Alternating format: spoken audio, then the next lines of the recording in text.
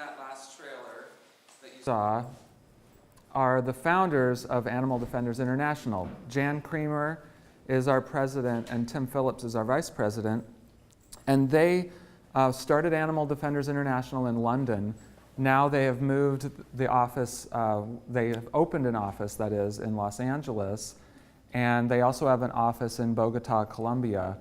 And they are working around the world, not just only to investigate what's happening to these animals, but to change their lives. And that movie is specifically the story about what happened in Bolivia. But what happened in Bolivia is what Animal Defenders International is working to do everywhere around the world.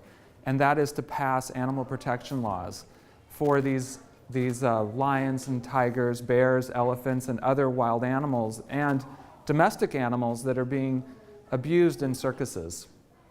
And so in Bolivia, what happened, first we sent undercover investigators into all the circuses, all throughout South America. And these people would go in and get jobs with the circus, not telling them that they were really watching them to see what was happening to the animals. And they would secretly get the video footage you saw. So in all of those clips we just saw, do you think that that's something that you would see if you just went to the circus or went to the... Why is it that you don't think that they treat the animals like that when the audience is around? Because they think if the public saw that, they wouldn't want to pay to go and see them. Exactly. They're keeping this from the public. It's a big secret. They don't want the public to know how these animals are really treated behind the scenes and how they're trained. And you're right, some of these animals were actually, there's a lot of elephants, in fact, that are in circuses right now that were actually captured in the wild.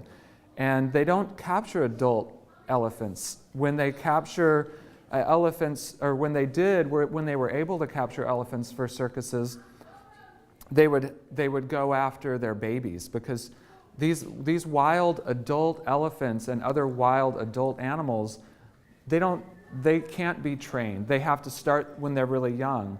And to get those baby, say, elephants for the circus, they actually usually have to kill their families to get the babies, because these mothers and aunties and other family members in that elephant pack, in that elephant group, are not going to just let their babies get taken away.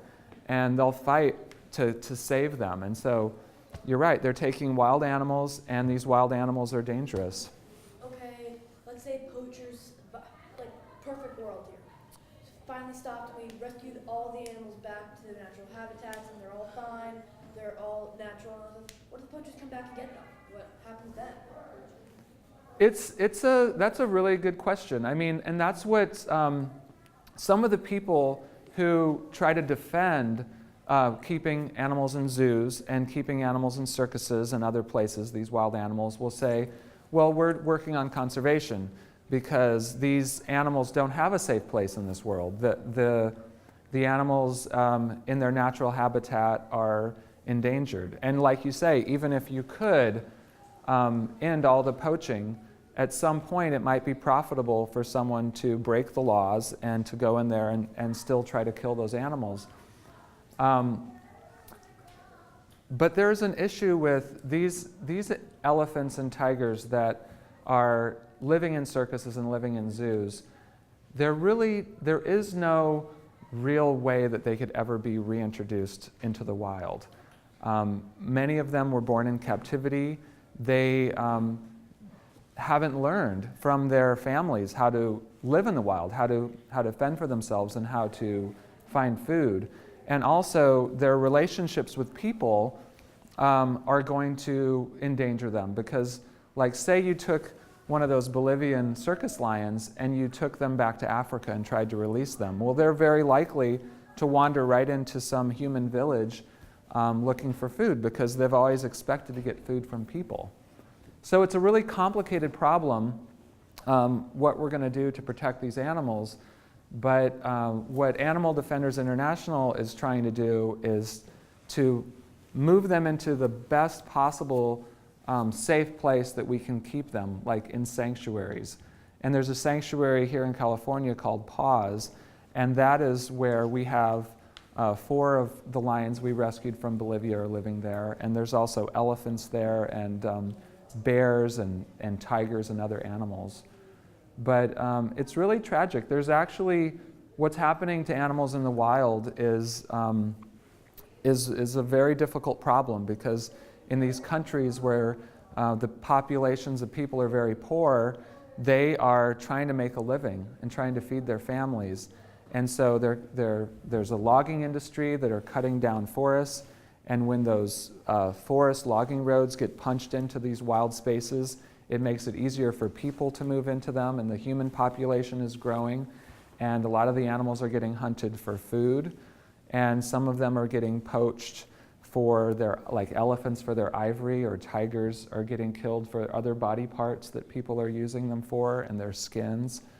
So it's a complicated problem, and it's kind of overwhelming, probably, for myself as an adult working on this, and even for you guys as young adults, trying to figure out how you can make a difference with all these really sad things that are happening to animals. But, you know, that is another part of the conversation I think we need to have today, because this isn't just about uncovering something that's really sad that's happening to animals. This is about empowering ourselves to be the voice for these animals and finding a solution.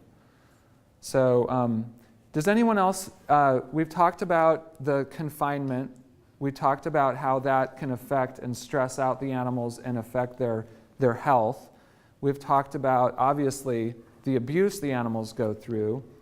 We've talked about the danger of having wild animals so close to people. Are there any other problems that you see that you saw on the video? One of the things that I'd like you all to start thinking about is, how do you think kids like yourselves, what could kids do to fix this problem? Well, same rule applies to every species on this earth. Kids, toddlers, everything, they're just cute to all grown-ups and all that stuff. Like, for example, kittens, puppies, babies, they're all cute to people. So kids, of course, would be the ones to change everything. Like, these are being abused and all this stuff, because people may not listen. Here's the thing. Even though kids are cute and they have that cute factor and they're intelligent, the same rule applies for grown-ups. People don't always listen to kids because they're smaller, they think a little bit less of them sometimes, but in a way kids could change the way everything was doing by exposing these different abused animals. Awesome, that's a great one. Well, we could like show our friends these horrible things that happen to these animals, so then they could tell other people, and then we will not like pay to go see animals being abused. That's right. It's really, it's one of these things that is a consumer demand. If people keep buying tickets to the circus is going to keep coming. They're not.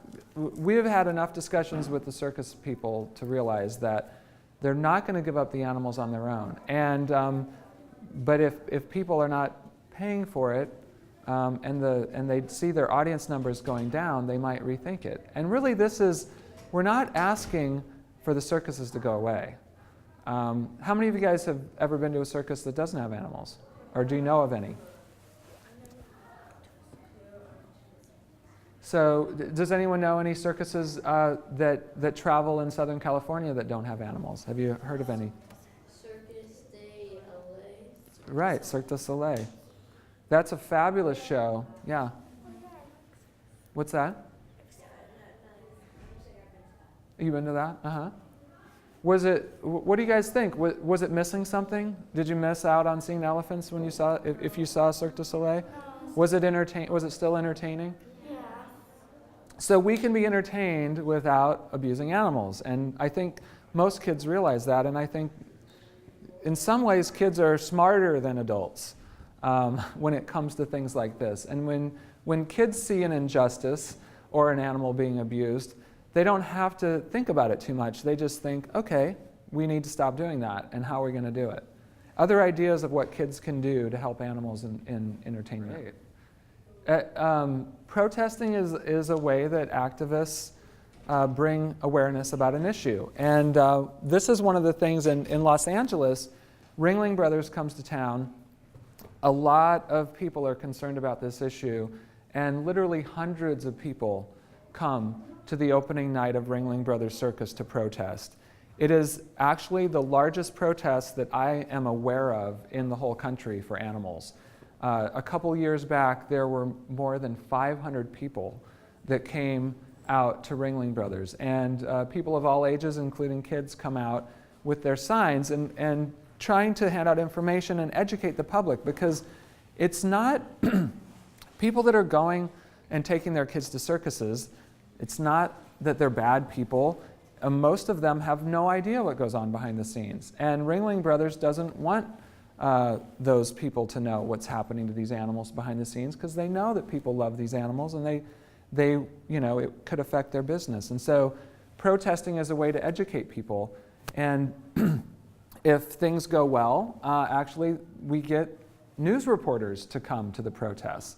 And so then it gets on the news, and even more people who didn't go to that circus see it on the news, and it makes people think. And that's what we're trying to do is, a couple of you have mentioned, talking to friends, protesting, the domino effect. One person talks to another. You can influence people, just other friends and people your age, and they talk to people, and like you say, the word spreads, and people start to think about this. And what it is trying to start a conversation. So this was just a couple weeks ago. Our city council passed a law banning the bullhook. And banning the bullhook. So this is something that my organization worked on. It made the front page of the paper. This was October 24th, the day after this law passed.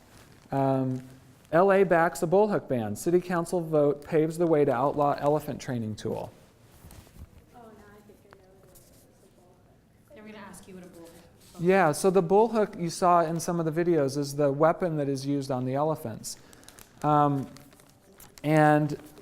when we went to city council to where the day that they were making this decision, the room was packed full of animal advocates who were very concerned about this issue, who were there to support a law. Our organization was actually pushing for an even stronger law to ban wild animals in circuses. Sometimes when you're working on legislation, you have to make compromises, and you don't always get exactly what you want. But we pass laws to protect animals, and we keep going back and keep working on strengthening those laws until we get exactly what we want. And in this case, I think it would have been very effective for these city council members to hear from kids, writing them letters. I mean, they have email addresses. You guys probably have access to email and can actually write letters out. And the adults in your life can help you figure out how to get the addresses of these people that make decisions. I mean, I was at a city council meeting one time, and we were talking about this issue of protecting elephants. And all these adults got up, and some of them were dressed in suits like I am and looking all professional and saying all their facts about elephants and what happens to them and how they're hurt. And it was one 6-year-old who got up. This little girl got up. And I tell you, nobody was paying more attention to anyone in that room than when the 6-year-old was speaking, because it just really struck people. They were like, here's this articulate, thoughtful, smart girl who has thought about this issue and loves animals and wants us to know that she wants us to do something to help them. So, kids can actually attend these public meetings.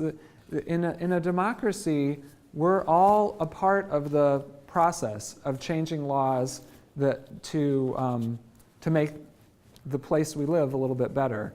And so these public processes all happen at meetings where the public is invited, and you can go and even sign up to speak, and you can get up in front of the city council and talk to them. And you usually have like 2 or 3 minutes, and they put a clock out there. And so you have to be really prepared, and you want to figure out, get your thoughts together and figure out what you want to say, because you don't have a lot of time. And you can really make a difference and have your voice heard directly to the people that are there to make a decision about what happens in the city.